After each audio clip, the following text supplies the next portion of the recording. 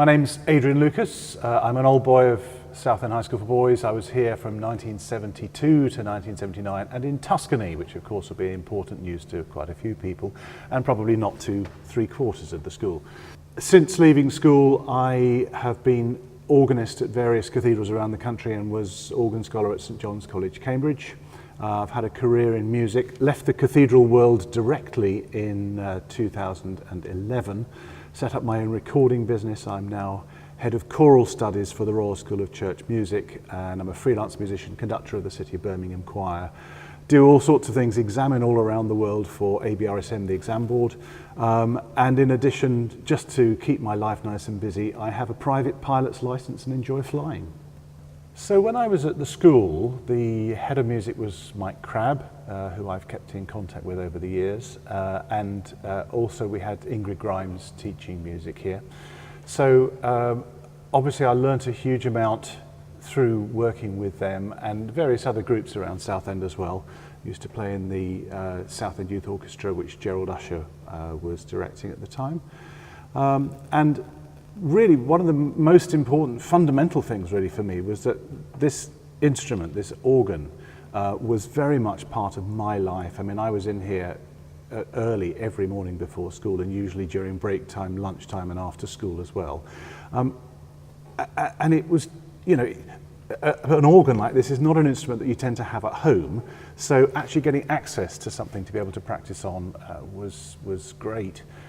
And although in those days it was really quite a small instrument, it was very versatile, very boldly voiced, obviously designed to having, you know, however many hundred boys singing, and they used to sing a lot in those days.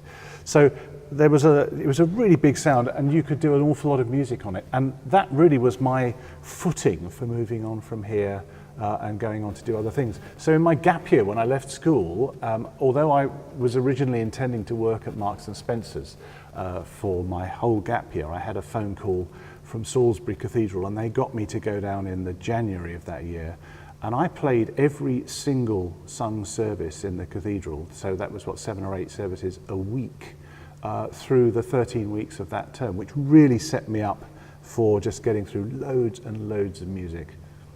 Well, it's a lot bigger. I mean, when I was at school, the stops that I'm pulling out here were the sum total of what there was. I think that was it. So you can see that there's an awful lot of stops on here that just didn't exist at all in my time. And it's very easy when you come into the hall and look at this and you count however what sort of 30, 40 pipes across the front here, and you probably imagine that that's all there is, but actually there's a huge number of pipes inside. That's always the way with a pipe organ. And the chamber at the back here in which the organ sits was fortunately quite spacious before, and the result of this work is actually filling that a lot more than it used to be, and that's made it much more versatile and colourful. But the other things that have gone on recently, apart from refurbishing the blower, which I mean, it's a very boring bit of the mechanism in many ways. It just provides plenty of hot air, if you like, a bit like me. But when that had to be done, of course, the organ couldn't be played, so it was a great opportunity for the rest of this work to be taking place. So in the process of all that, the action, which is the connection between the keys and the pedals and the pipes themselves, used to be all done on air pressure. It was what we call a tubular pneumatic action. Quite out of date, really, but effective for what it did. This has all now been electrified, and as a result we now have far more playing aids, these little buttons here which you can program to bring out different combinations of stops. And that means that you can be much more creative with the sounds that you get off the instrument. So there's quite a lot that's changed, but having said all that, I sit down here and I feel remarkably at home in a room. You know, the acoustic of the school hall is something that comes back every time.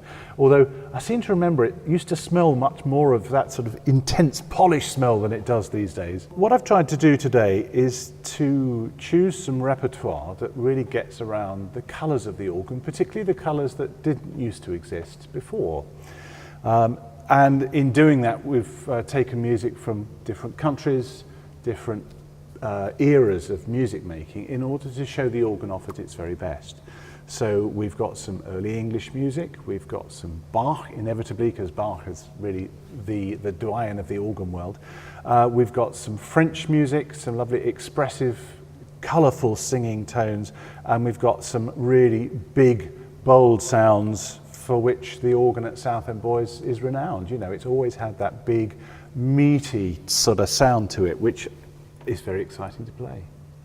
One of the things that's come out of this work over the last few years is the foundation of the Old Southendian Organ Association.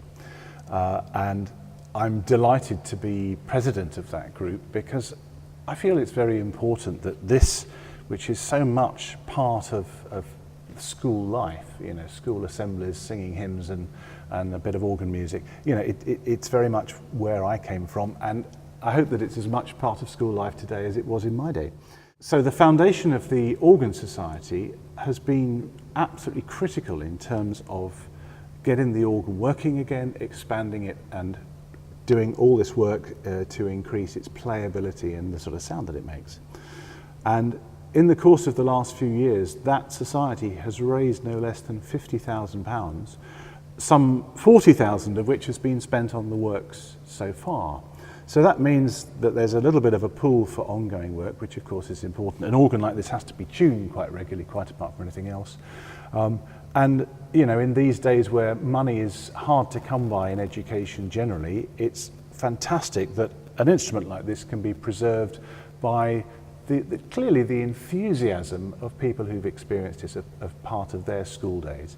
And it's an association to which I think anybody can join. So if you are keen to support this and you see the value of the music and indeed the technology that goes into this, you know, there's a great fusion of arts and sciences here, then why not join the society? It would be a really good and productive thing to do, and we'd be so grateful for your support.